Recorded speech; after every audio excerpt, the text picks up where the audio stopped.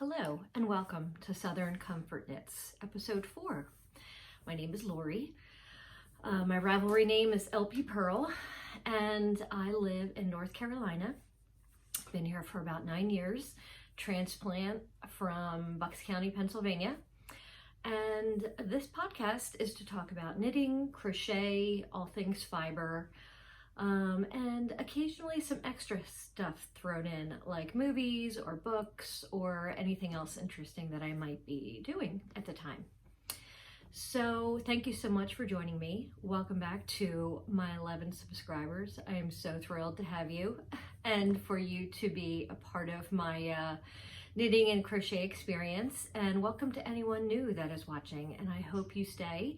Please subscribe and or like the video. And let's get started talking about the FOs from the last month. The last month included the holiday, of which I think I got COVID. My husband and I were both very sick, and I could not get a test because they were so booked up. So I ended up getting one like a week and a half later, and I tested negative, but we both think we had it. We were both pretty sick with all the traditional symptoms. So I got a lot done this past month. I had a lot of downtime and have a lot of things to share with you. Well, more than usual.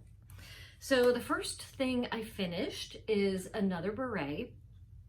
And this one was for my sister for her birthday, which is coming up in the next day or two. And I will put a picture of me up here wearing it that I have on my Ravelry page. On Ravelry, you can find me under LPPURL and Instagram on LPPURL. Hopefully, if my sister will send me a picture, I can put a picture of her up here. She does watch this, which I think is funny because she is not a knitter, and that is my goal now in life, is to make her a knitter. But I really love this pattern. I think it's perfect, especially mixed with a mohair. It's I used leftover Suburban Stitcher yarn that I made a sweater out of.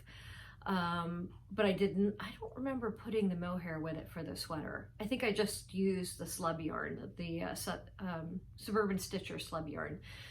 And I had leftover, so I made the hat out of the leftover blue Suburban Stitcher yarn, and I think I got a Knit Picks Merino, Knit Picks Aloft lace weight to combine with that, and it is so fuzzy and soft and beautiful, and I love it. And I'm hoping I have some leftovers, enough leftovers so that I can make myself one, because I really love it. And Maureen, just so you know, I had a hard time parting with that, so I hope you enjoy it. The next thing that I finished this month, I did the Amba O'Brien, I think it was Advent along, and you could make any of her patterns with the Advent packet that you purchased from anywhere. And mine was from Pineapple Yarn, and oh God, this is so gorgeous. And believe it or not, what I'm going to show you is only half of it. The other half I'm going to make another shawl out of, but this one I love. And I will put a picture up here so that you can see me wearing it. But oh, this is so gorgeous. So I will just kind of show you this way. And like I said, this was only, I think, 10 or 11 of the mini skeins. Now, you're gonna see that the color gets a little wonky and out of order. I have a dog, she's 1, and I had my mini skeins on the bottom of, I have a 3-tiered cart that I keep all my knitting projects on and stuff for my podcast. And she loved the mini skeins, and she loved the little paper packet that they were wrapped in. So she would come in and grab it by the corner and run off with it and just chew the paper off. She didn't do any damage to the yarn. So they got out of order, and I am terrible about color gradation. So it's out of order, but I don't care because I love it. I love this so much. This will go with so much of my clothes and even neutral stuff. I just love these bright, happy colors. So the project itself was so easy. After probably the first grouping, and I think I showed this last time. Let me do it this way. Like, you can see how the natural row, after one or two of these, you knew it by heart, and you could do it without even looking at the pattern. And I just love it so much. So the rest of the pineapple yarn advent is like blues and purples. And if I can find that picture, I think I separated them out and took a picture. If I have it, I will put it up here. I'm going to make another of Amba O'Brien's shawls out of the blues, and it's a light purple and I think gray. Oh, this color is so gorgeous. I already know that if she's going to have another one, I'm probably going to get it because these are my jam. I love these colors. Okay. The next thing that I finished was socks for my husband. I think in the last podcast, I was missing a sock. I had put it aside because I'm still struggling with finding the right measurement for my husband. One foot is a little bit, as probably everybody's feet, one foot is a little bit larger than the other, and I think I need to measure it again. But anyway, in that process, I lost one of the socks. I have found it while I was home for the holiday, so I finished them. And this is just an opal sock yarn. And yes, my crazy ass husband loves his socks this long. And I have to tell you, there is something so satisfying about using every stitch of yarn. But this is an opal yarn. I don't remember the name. The gray up here was some type of leftover Wool-Mize merino yarn fingering, but I love it. I love the self-patterning yarns. How can you not love that? So anyway, this was his, and I can finally give them to him. They've been sitting on the counter, and he's like, can I wear them finally? And I said, you're going to have to wait until I finish my podcast and do my podcast. So he's been waiting patiently for a week or two on that. But I have, well, I'll talk about that in the next segment.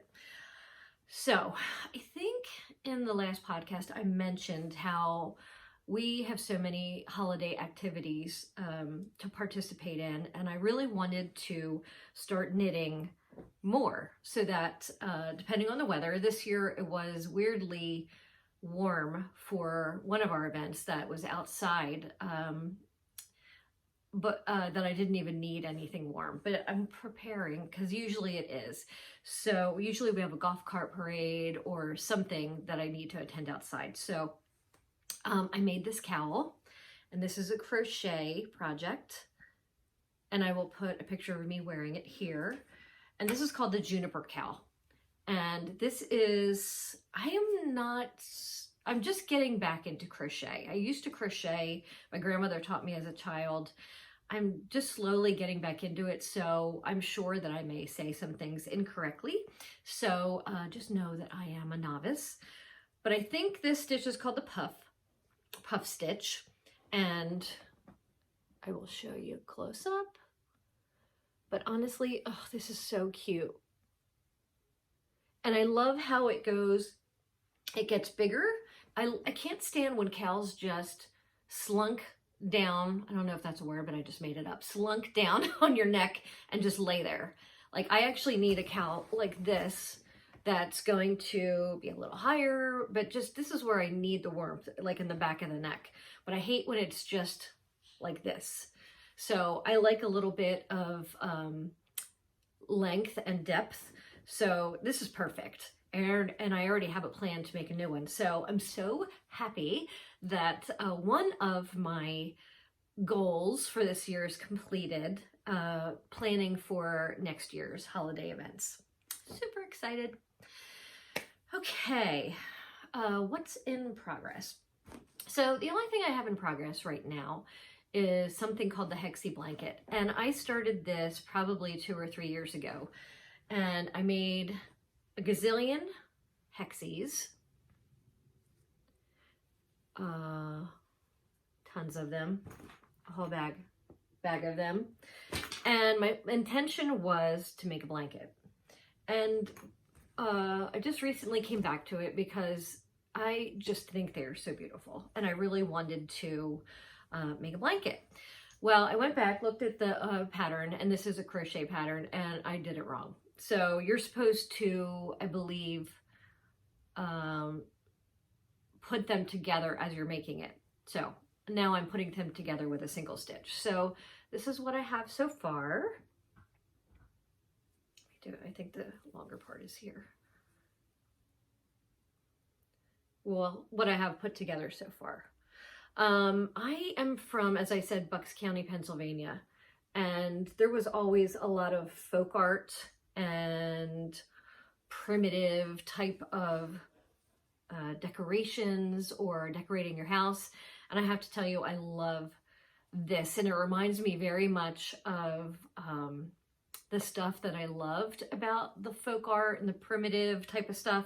This would be amazing in those colors. I am just someone who loves like crazy colors and things that make me happy when I look at this. So I'm so excited and very motivated to work on this. And I think what I'm gonna do is, I've never made, well, I've made a blanket before, but I didn't block it because it was enormous. I made probably a blanket big enough for a queen bed.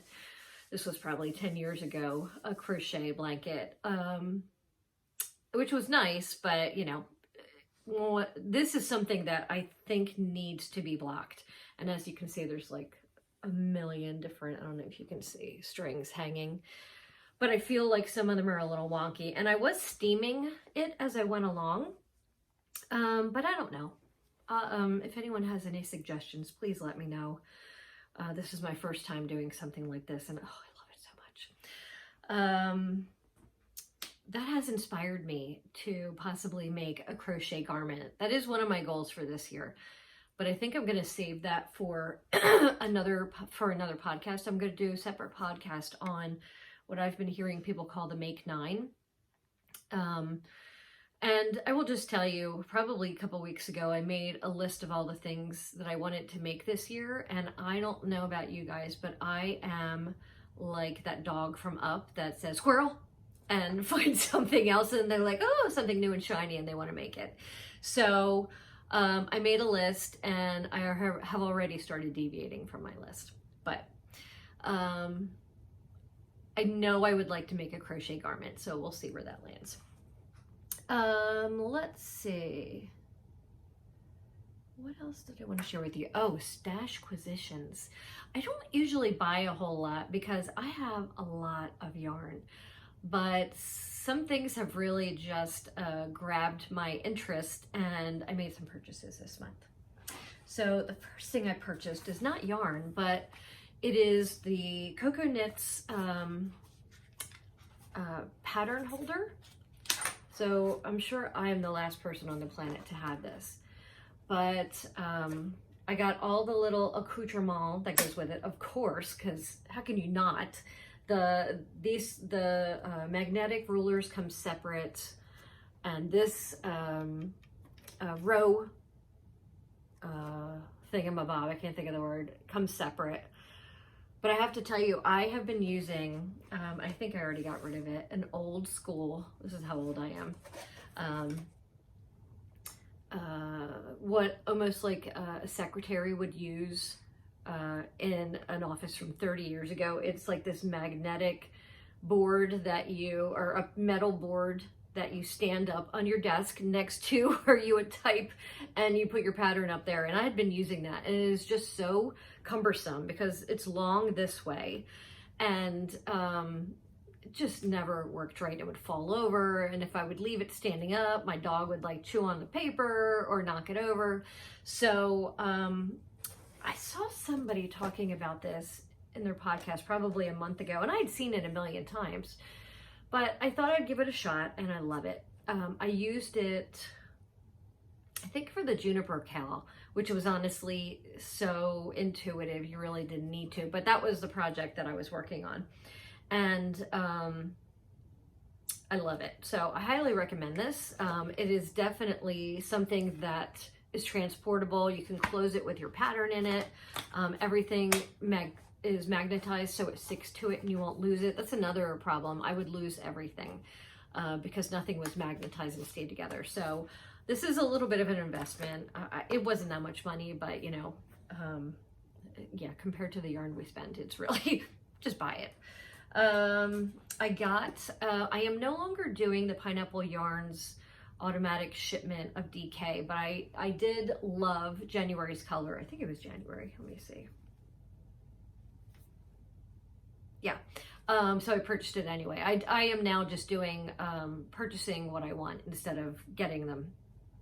And look at this. Oh, this is so gorgeous. This is the January Sun Club. And this is her Lonnie DK. And I do have a project in mind for all of these. I have a bunch of them. There's some here. There's some here. I have a bunch of pink ones. Let me see if I can show you that. Right there. But I think I'm going to save it as a secret. But I have a plan for these and I'm so excited. These colors are so gorgeous. Oh my God. Could you imagine having a whole sweater of this? Oh God, I love that. Okay. And then the last stash position, and I'm going to try to show this in the package. I haven't taken it out yet, and I don't want to take it out until I actually am ready to make it. So if it's too shiny, I'll put up a picture from her website. But this was Hugh Loco's Flora collection. This was January Snowdrop. And as you can see, it's a gradient. And I'm thinking about doing another juniper cowl. I thought that would be so nice to have a really beautiful neutral cowl that just goes with everything. And I will put up a picture here because I can see it's a little bit shiny. But I'm so excited about that. I want to make all the things. I just don't have enough time in my life to make all the things. Let's see what else we're going to talk about. That's it for stash positions. So what am I at? Okay, I have some time. I try to keep them to about 30 minutes so that people don't get too bored with me. By the way, this is a cowl that I made and I don't remember the name of it, but it's on my Ravelry page. If I will put a picture up here. So of the name of the pattern. And this was a Barocco yarn, and this is probably a DK, and this is also crochet. I can't find the ends, but I love this one. It is just perfect. It's not too much, but my office is my office is the coldest room in the house, and I definitely need sweaters and something for my neck when I'm in here. Okay. So I thought I would talk about, so this is the end of the knitting content. So if you guys are not interested in hearing about what I've been reading over the last month or so, then I'd like to say goodbye. But if you are going to stay for that, please do. I belong to a knitting group in my neighborhood, but I also read a lot. I listen to audiobooks and I love to multitask. So I usually listen to them while I'm working, if I'm doing an easy project, cleaning the house, or just sitting around crocheting when I'm not watching TV at night with my husband. So some of the books that I have finished over the last month. The first one that I finished was the Will Smith book, his autobiography, which I have to tell you, was amazing. I love Will Smith, and I have since, I think we're around the same age, since he, came out as an entertainer and was on the Fresh Prince of Bel-Air. And I have always found him to be very thoughtful and considerate. Not saying he hasn't made any mistakes, because I know he has, and he shares a lot of that in his book, talks a lot about his marriage, but this book just made me love him even more. He's very transparent about his life lessons and shares just so many funny stories. And I have to tell you, if you're going to read it, I would suggest you do the audiobook, because the audiobook is entertainment times a million. He sings in it, he raps in it, he sings a song from, he does a Broadway, just, you know, like a little snippet from a Broadway show, and I wish I could remember, that his grandmother loved. And there's, you know, sometimes other background music. It is just like a sensory experience. So I highly suggest that if that is your thing, if you like him, and if you also like books that take you through a journey, someone's life journey. So that was fascinating. The other one that I listened to, and I am not always a huge autobiography person. I have recently gotten into them. But I listened to the Matthew McConaughey autobiography called Greenlights. And I will tell you that I loved it also because it was in his voice. Same with Will Smith. The only thing I hated about it, and this is very picky, his whole, the story is around how he would have what he calls like a green light moment, like Oprah's aha, or, you know, everybody has their own expression. His is green light, and every time he would start to talk about it, or there would be a moment where he would be explaining that he had that moment, he would say green light. Like, oh, every time. I don't know, that's the only thing I didn't love about it. But I also loved his journey. You know, I am in my 50s. I love people that share their imperfections, the ugliness of their life, because I am not someone who is comfortable sharing all that, and I usually keep that close to the vest. But I you know, someday I hope to be that person who can just let it all out there. But anyway, they were both fantastic and also very entertaining. Okay, now these are not autobiographies. The Midnight Library, and I will list all of these below, was about someone's journey. And I can't remember if this person, so this is just a trigger warning for anyone who is sensitive to, just a trigger warning. I can't remember if this person was committing suicide or if she was dying, how she was dying, but she was clearly unhappy with her life. And the Midnight Library theory is about taking you through the different books of your life where your life could have turned out differently. So it is another journey of understanding and learning, and was a really good book. I don't like to give too much away in these, just in case you like discovering the whole story on your own. But I found that one to be really good, and it kept me interested the whole way through. The next book I read was The Personal Librarian, and this one was so fascinating to me. I love authors that take true stories and take a little liberty with them. So this was based on, and I can't remember her name, but it was The Personal Librarian to, oh my goodness, I can't remember his name.